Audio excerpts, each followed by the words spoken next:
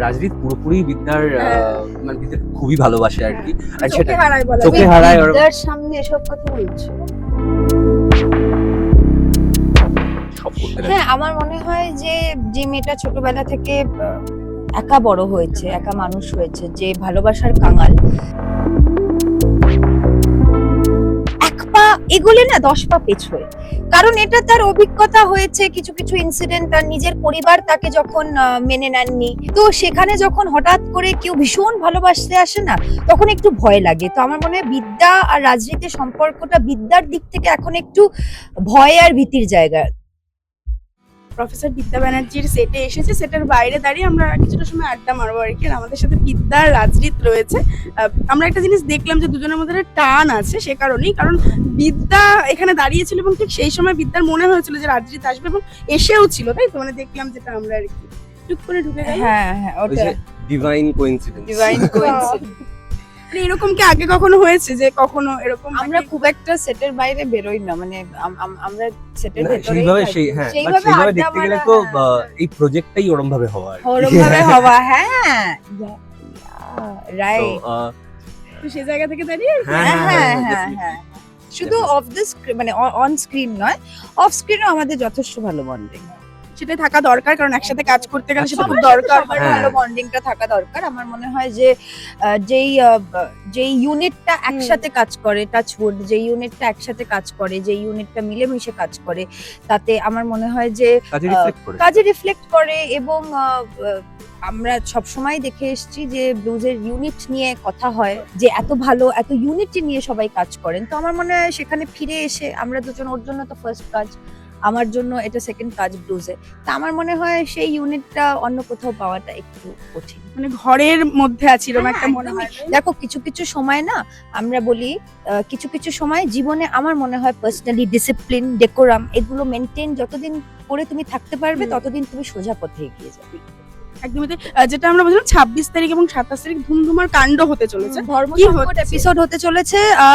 যেই হোস্টেলটা যেই ভেঙে গুড়িয়ে দেওয়া হয়েছে, আপনার বাবা যেটা করেছেন আমার Yes. বাবার সাথে মিলে। তোর বাবার সাথে মিলে, শুধু আমার বাবা না। তো তোর বাবা। ইয়েস, আমার ভাইও আছে সেখানে। তো প্রফেসর বিদ্যা ব্যানার্জিকে এখন বলা হয়েছে যে অফিসিয়াল ওনারশিপ নিতে হবে, যে নতুন একাডেমিটা গড়ে তোলা হচ্ছে হোস্টেলের জায়গা, সেটা যদি উনি না নেন, তাহলে মানে কাহিনী এতদিন ধরে দর্শকরা দেখছিলেন কাহিনী একটা স্ট্রেট লাইনে যাচ্ছিল, বাট হঠাৎ করে একটা বিভৎস টুইস্ট আমাদের স্নেহাশিস চক্রবর্তী দাদা দিয়ে এনে ফেলেছেন, যেটা উনি করেই থাকেন, যেটা ওনার ইউএসপি, তাই জন্যই উনি ওখানে বসে আছেন টাচউড শীর্ষে।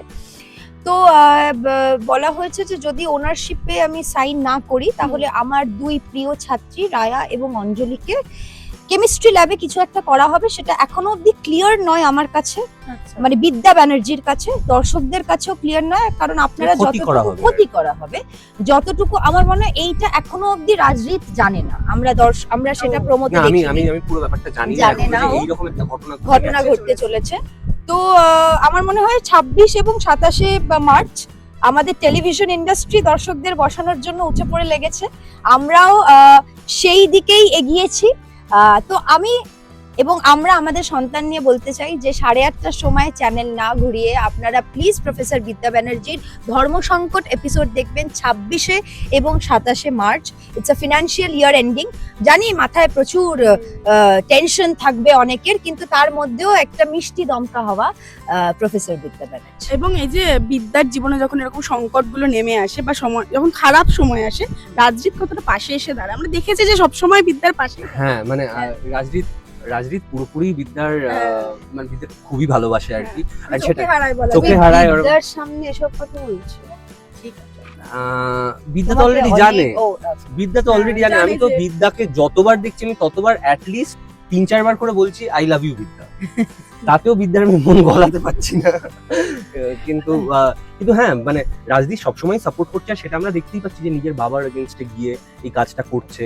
সে তাকে অবভিয়াসলি মানে বিদ্যার যা দরকার, আর রাজদীপ এটা বলেওছে ডায়লগে যে বিদ্যার যেটা যেটা দরকার বিদ্যাকে হেল্প করার জন্য রাজদীপ সব করতে রাজি। হ্যাঁ, আমার মনে হয় যে যে মেয়েটা ছোটবেলা থেকে একা বড় হয়েছে, একা মানুষ হয়েছে, যে ভালোবাসার কাঙাল, সে যদি নিজের সাপোর্ট আসলে কি হয় এইরকম বিদ্যা কিরকম মেয়ে জানেন, এক পা এগোলে না 10 পা পেছোয়, কারণ এটা তার অভিজ্ঞতা হয়েছে, কিছু কিছু ইনসিডেন্ট, তার নিজের পরিবার তাকে যখন মেনে নেননি, এখনো জানি না কি কি গল্প বাকি আছে, সত্যি জানি না।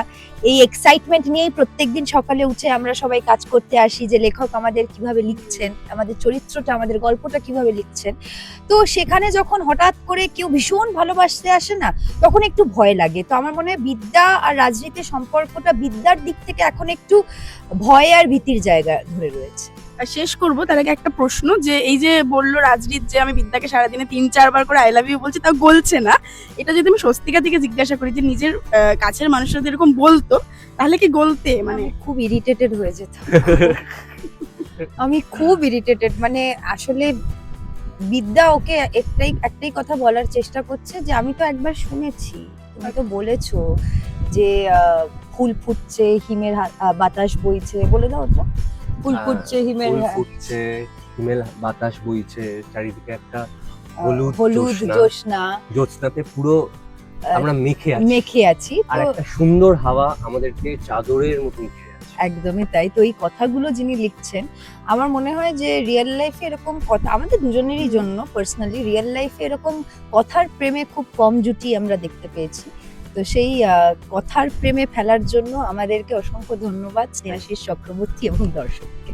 কোন সময় দেখবি বলে দাও। দেখার তো একটাই সময়, 8:30টার সময় আমরা তো ছিনিয়ে নিয়েছি আপনাদের থেকে, কারণ প্রফেসর বিদ্যা ব্যানার্জির একটা আলাদা ভালো লাগার জায়গা রয়েছে দর্শকদের মধ্যে।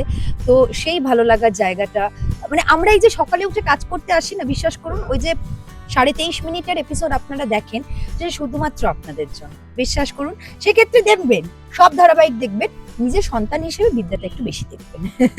Thank you so much. ছবি নিয়ে নাও। টলিউডের latest update, gossip and entertainment পেতে সাবস্ক্রাইব করুন শুধুমাত্র সিটি সিনেমা, আর ফলো করুন সিটি সিনেমার Instagram, Facebook, Twitter and ShareChat page.